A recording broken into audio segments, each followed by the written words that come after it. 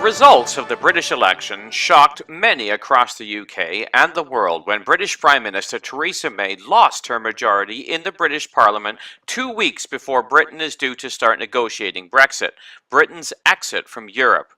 The result has caused many to ponder what is going on. Clearly, Bible prophecy spoke about the need for Britain to exit the European Union based on the role it must play as the merchant of Tarshish with its young lions who stand opposed to the Russo-European Confederacy that will eventually sweep into the land.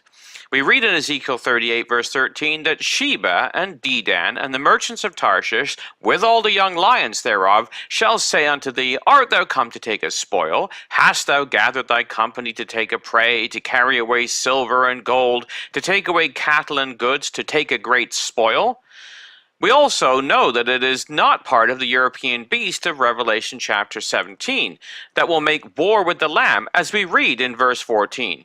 These will make war with the Lamb, and the Lamb shall overcome them, for he is Lord of lords and King of kings, and they that are with him are called and chosen and faithful. Rather, it is part of a group of nations which will submit to the Lord Jesus Christ at the moment of crisis. As we read in Psalm 72 verses 10 and 11, the kings of Tarshish and of the isles shall bring presents. The kings of Sheba and Seba shall offer gifts. Yea, all kings shall fall down before him. All nations shall serve him. Also, Britain will be involved in assisting the Jews to return to the land in these latter days, as we read in Isaiah chapter 60 in verses 9 to 10. Surely the isles shall wait for me, the ships of Tarshish first, to bring thy sons from far, their silver and their gold with them, unto the name of the Lord thy God, and to the Holy One of Israel, because he hath glorified thee. And the sons of strangers shall build up thy walls, and their kings shall minister unto thee. For in my wrath I smote thee, but in my favor have I had mercy on thee. So one has to wonder what on earth is going on in the political world when the Prime Minister, who is supposed to lead Britain out of the European Union, loses her majority. This is when we need to step back and remember one clear fact that is outlined in Daniel chapter 4 verse 17. This matter is by the decree of the watchers, and the demand by the word of the holy ones, to the intent that the living may know that the Most High ruleth in the kingdom of men, and giveth it to whomsoever he will, and setteth up over it the basest of men. The angels are at work behind the scenes to give the reins of world government into the hands of those who will bring about the purpose of God. Remember in the late 1940s, if Christadelphians had been voters in the national British election, which we do not do because we believe in the principle of Daniel 4 verse 17, but if we had been, undoubtedly we would have voted for Winston Churchill, the politician and most friendly to Israel. Yet Churchill lost the election before the war was even over. That's the Second World War. Into power came Clement Attlee and Ernest Bevin, a self-hating Jew determined to demonstrate his Britishness over his Jewishness. Their policies and restrictions on immigration post-Holocaust caused revolt in Palestine amongst the Jewish population and ended up with Britain relinquishing its mandate and the formation of the State of Israel. The very opposite of what we would have voted for caused the very thing that God had in his plan, a sovereign state of Israel answering to the "my people of Israel" described by God in Ezekiel chapter 38. It is too early to tell exactly what the angels are doing, but we do know the overall outcome. It was very interesting to hear Nigel Farage's comments on May's blunder during an interview with a panel from the USA's Fox News. Here are some excerpts. Well, I think Mrs. May makes a mess of it. I mean, she had a parliamentary majority. We triggered Article 50. The negotiations with the European Union are due to start in 11 days' time, and the next election was not due until 2020. She forced this fresh election upon the country, and she's failed. And while she's just about crept back with the support of some Northern Irish unionists, I think her credibility is completely and fatally damaged, not just here, but in the eyes of the European Union too. I have to say, I mean, there were no obstacles in our course at all. Whilst her majority wasn't big, It was big enough, and she's risked everything just to give herself, an increased majority, and it really has come undone. Well, if the election had gone about 10 seats the other way, we'd be facing the prospect of Prime Minister Corbyn. He's basically a Marxist. He's cozied up over the years to Hamas, who he called his friends, Hezbollah, the IRA, and he absolutely loathes the United States of America. Him becoming Prime Minister would have been a disaster for relations between our two countries in terms of security, defence and trade. So thank goodness it didn't happen, but boy, he got close. Yeah, look, Mrs May will be at the palace to see the Queen in 15 minutes' time, as per our constitutional requirements, I think, to form a government, to form a coalition government, she has to go there as the sitting Prime Minister. So constitutionally, she wasn't going to resign this morning. But I think she will not be there for very long at all. Who will it be?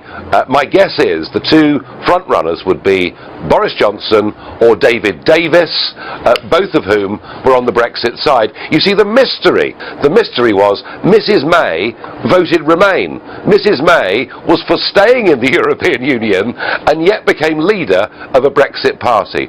She went into this election lacking sincerity because she did not believe the words that she was speaking. And the voters and the Tory party now must get a Brexiteer to lead it. Yeah.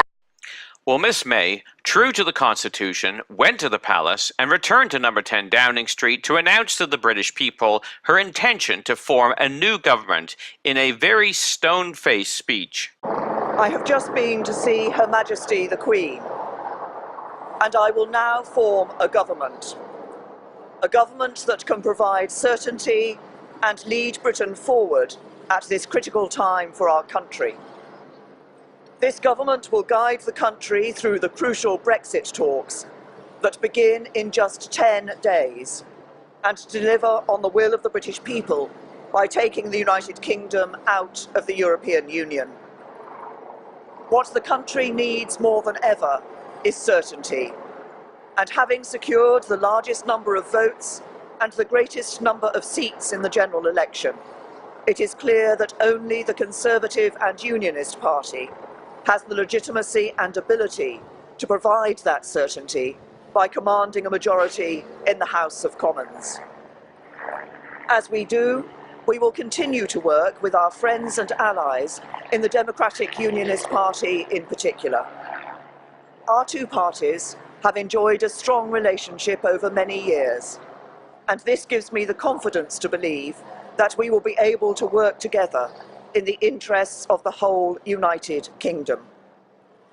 This will allow us to come together as a country and channel our energies towards a successful Brexit deal that works for everyone in this country, securing a new partnership with the EU which guarantees our long-term prosperity.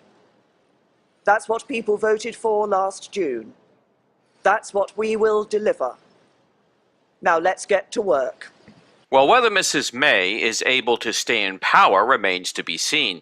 It will be a tough fight for her to do so. It could well be that either Boris Johnson or David Davis replace her in the very near future, and the Conservative establishment may be forced to have a Brexiteer as the next leader and consequently the Prime Minister.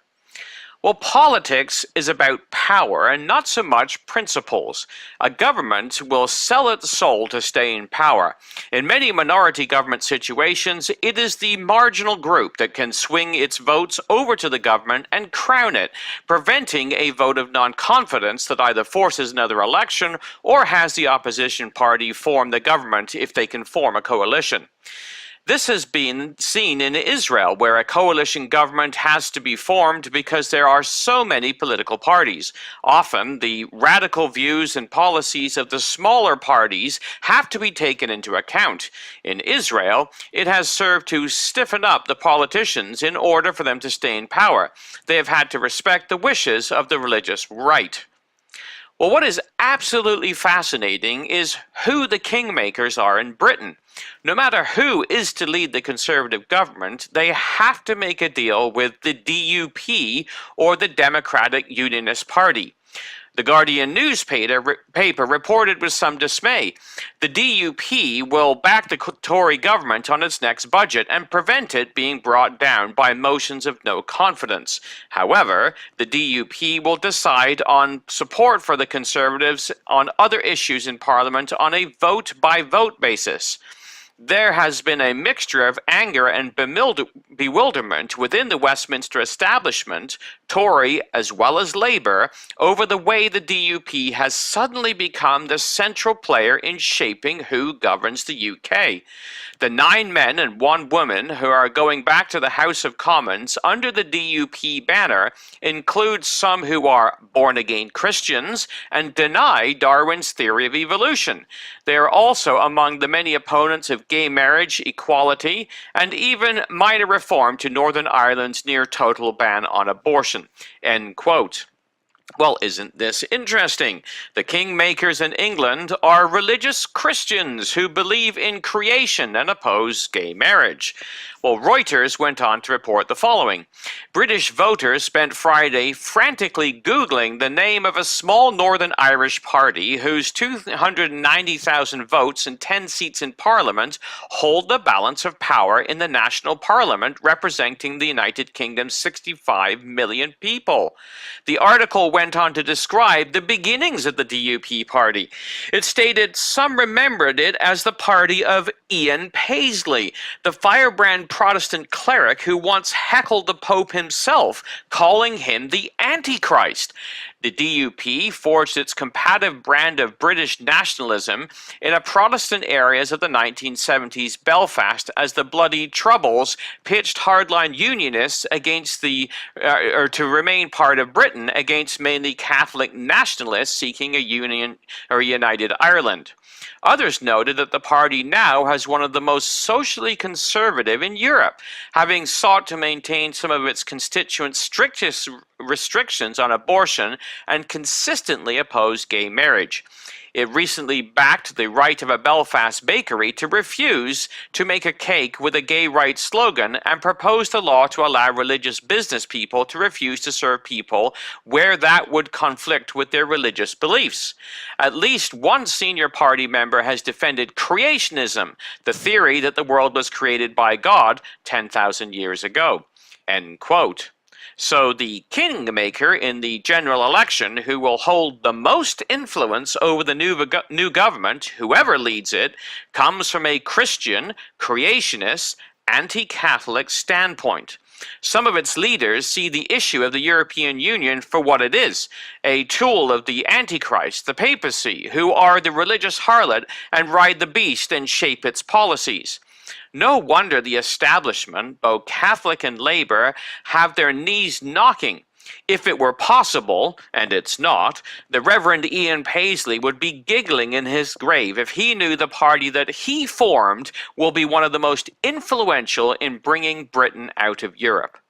Obviously, the angels know what they are doing.